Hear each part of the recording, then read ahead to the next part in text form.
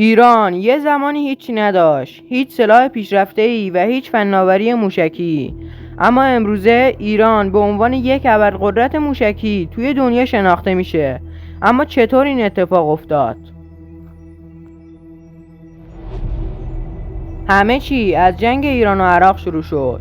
در سال 1359 عراق با استفاده از موشک‌های کوتاه‌بردی که از شوروی گرفته بود برای حمله به شهرها و مراکز نظامی ایران استفاده می‌کرد.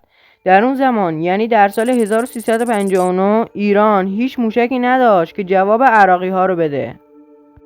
برای همین مقام‌های بالارده ایران سعی می‌کنن از کشورهای ابرقدرت موشک بگیرن. اونها اول میرن سراغ آمریکا و اروپا، ولی چون اینکه ایران تحریم تسلیحاتی بود اونها حاضر نشدن به ایران کمک کنن. برای همین مسئولین ایران سعی میکنن از کشورهای شرقی موشک خریداری کنن، مثل شوروی، چین و کره شمالی. شوروی و چین که قبول نکردن، اما کره شمالی یکم با ایران راه میاد و قبول میکنه که کمک کنه. ولی کره شمالی در زمان جنگ ایران و عراق هیچ موشکی به ایران نفرستاد. اینجا بود که مسئولین و دانشمندان ایرانی فهمیدن که برای دفاع و بقا باید دست به کار بشن و برنامه موشکی آزاد بسازن. برای همین در سال 1363 سپاه یک گروه رو مأمور میکنه که برن سوریه تا آموزش‌های اولیه برای ساخت موشک اسکات رو ببینن. دقیقاً توی همین زمان ایران از سوریه و لیبی موشک خریداری میکنه تا جواب حملات عراقی‌ها رو با موشک بده.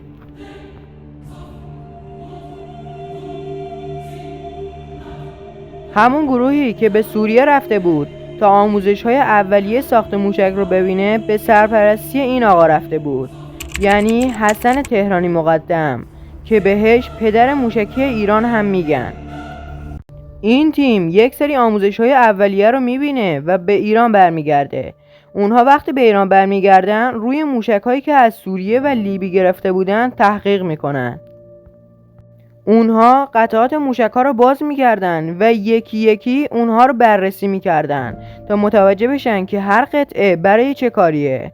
ولی یادتون باشه اونها تو سال 1365 دارن این کار رو انجام میدن، یعنی حدود 39 سال پیش، که با توجه به تکنولوژی اون زمان خیلی کار سختی بوده.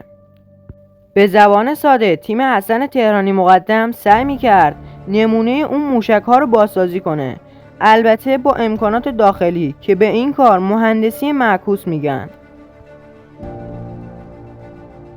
بعد از مدتی که تیم آقای حسن تهرانی مقدم حرفه‌ای میشه، در داخل کشور کارگاه‌ها و تیم‌های فنی موشکی شکل میگیرن و دولت یک سری سرمایه‌گذاری‌هایی برای بهتر شدن کار انجام میده، یعنی برنامه موشکی کشور به شکل جدی ادامه پیدا میکنه.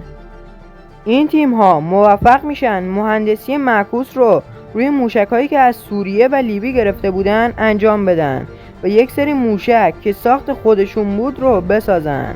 اما این موشک‌هایی که میساختن مشکل‌هایی هم داشت، ولی مهندسان ایرانی هر بار که موشک‌ها رو تست میکردن و اون موشک‌ها مشکلی داشت اون مشکل رو برطرف میکردن.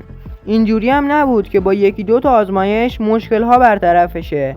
هر بار که آزمایش میکردن موشک‌ها یه مشکل دیگه داشتن. تا سال 1369 وضعیت همین بود، تا اینکه در سال 1370 ایران با کلی آزمون و خطا بالاخره موفق میشه اولین موشک خودش رو بسازه به نام موشک شهاب 1 و موفق میشه این موشک رو عملیاتی کنه و به تولید انبوه برسونه.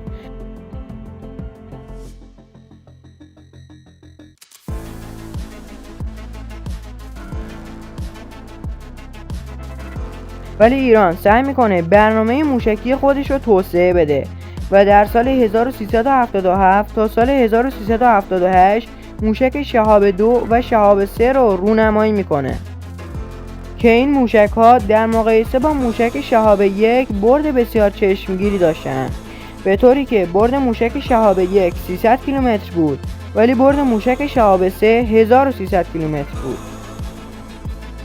این نشون میداد که ایران با سرعت خیلی زیادی برنامه موشکی خودش رو جلو میبره. بعد از موشک شهاب 2 و شهاب 3 ایران یک موشک رونمایی میکنه که سوختش جامده. این موشک در سال 1380 رونمایی میشه ولی یادتون باشه که ریشه همه این موشک‌ها آقای حسن تهرانی مقدم بود، پدر موشکی ایران. و این موشک‌ها همینجوری به دست نیومده بودن و نتیجه سالها آزمون و خطا بودن. خیلی از کارشناسان نظامی میگن اگه آقای حسن تهرانی مقدم نبود، برنامه موشکی ایران خیلی کندتر و پرهزینه‌تر پیش میرفت. آقای حسن تهرانی مقدم خیلی تو کارش محتاط بود و به کسایی که زیر دستش بودن میگفت حق اشتباه کردن ندارید. بزرگترین خطایی از هیچ کس پذیرفته نیست مطلقاً. همه با هم رفیقیم ولی بزرگترین خطایی از کسی نمی‌پذیریم. خب خوب دقت. ولی متاسفانه آقای حسن تهرانی مقدم در 21 آبان 1390 بر اثر یک انفجار عظیم در پایگاه موشکی بیدگنه کشته میشه. البته بهتره بگیم شهید میشه. شاید با خودتون فکر کنید که اسرائیل اون رو کشت، ولی منابع رسمی میگن بر اثر همون انفجار پایگاه بیدگنه کشته شد. علت انفجار هم هیچ وقت مشخص نشد، ولی خیلی از رسانه‌های غربی و غیر رسمی میگن که انفجار پایگاه موشکی کار اسرائیل بوده. این قضاوتش با شما، حتما نظر بدید. ولی مسیر موشکی ایران اینجا تموم نشد و تازه وارد مسیر تازه‌ای شد. ادامهش رو توی پارت بعدی بهت میگم. اگه میخوای از دستش ندی حتما سابسکرایب کن.